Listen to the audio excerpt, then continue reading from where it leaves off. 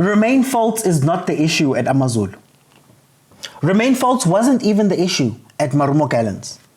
But what Romain Folz is showing you is that the real problem with the PSL is the decision making at the executive and the highest levels of each of our clubs. They've got a new buzzword, redeployment. And do you know what redeployment means? Redeployment means that I've made a bad decision and now I'm reaping the rewards of that decision. Romain Folz redeployed from coach to technical director. Mamila redeployed from CEO to coach to technical director. Kredlenchi is redeployed to DDC coach. Cabo Zondo redeployed to head of development. Bad decisions that they've made. And now, because they can't pay these guys off as easily as they used to do, they have to be redeployed. And that just shows you what's happening with this league. And you don't even have to look at those things. You don't even have to listen to me about it. Look at what the league looks like. Mamelodi Sundowns is having multiple guards of honors because they've walked this league.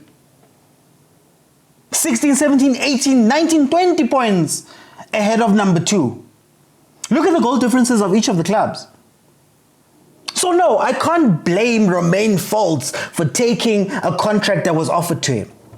I can't blame Atazwane for taking a contract that was offered to him. I can't blame Dan Dance for jumping around. I can't blame Ernst Middendorp for keeping to come back to South Africa and getting jobs. But who can we blame? The owners, the chairpersons, and the people who are running these teams. That's who we need to be looking at.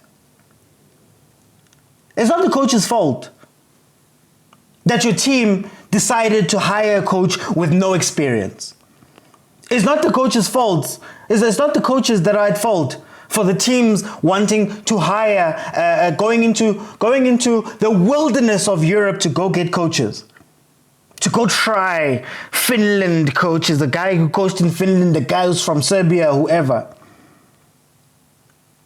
It's not the coach's fault that your team looks at guys that we know their track records in the league. We know their results. We know how many points they've gotten. We've known what they've done at teams. Yet they keep getting the jobs. Look at Amazulu. Look at how far they dropped. Amazulu was number 2 not so long ago.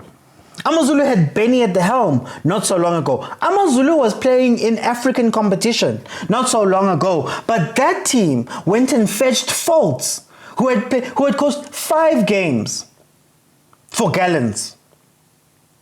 And they were number 14.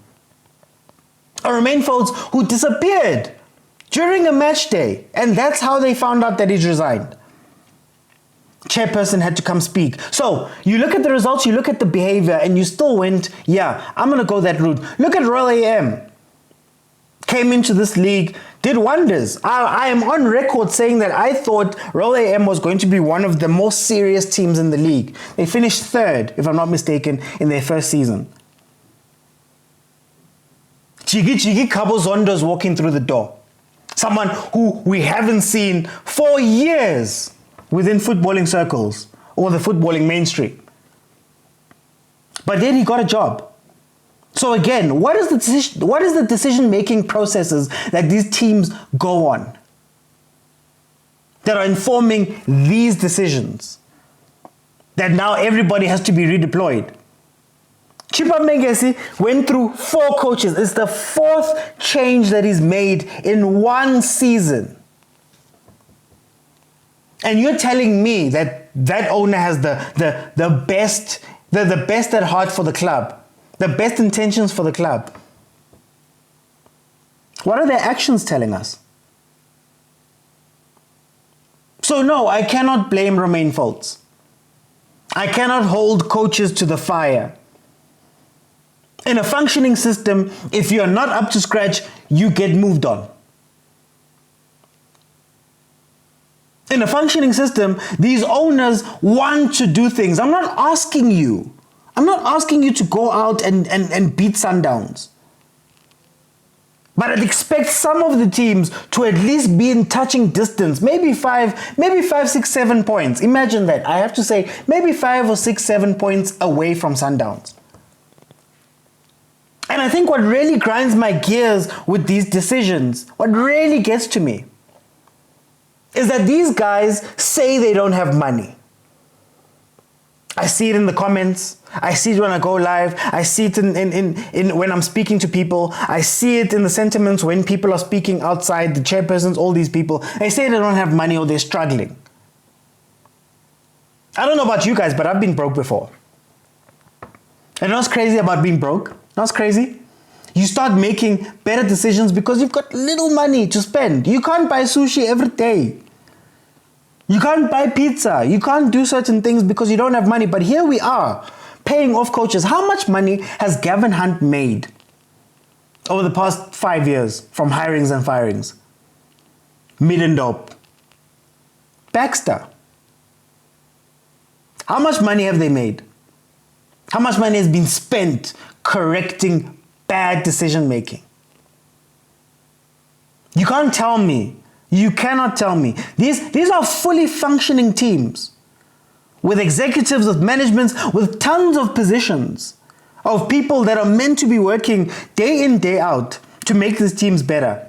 But when you look at the type of things that they're doing, you'll watch a team go from 10-10s, who plays a specific football, then go to Gavin Hunt, who plays a specific football, then go to Europe for a coach who plays a different football. Are those things conducive for a club? I don't think so.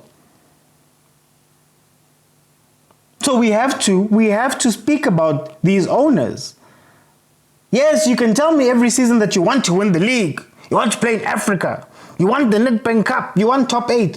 But when you look at the type of decisions that these people are making, I'm sorry. And you have the prototypical great owner in the league in Patrice Motsepe. Yes, you guys talk about money and all that, but bigger than that was the decisions that were made, the vision that was shown, the commitment to making that team the best. So no, you may not have the money that Sundowns has, but now you fired 4 coaches. And that looks reckless. It looks careless. So I want to stop holding these coaches to account for everything. Because I understand now where they are. If Chiefs offered me a contract tomorrow, I'd take it. Knowing full well that I am nowhere near a person that could coach that team. But it's here. Altazwani, for as much as you guys speak about it, his inexperience, he got a chance to coach a club that he loves. And he took it. We can't blame him for that. But maybe we have to look at the other people and say, why are you guys making these decisions? Decision making is the big problem in the PSL.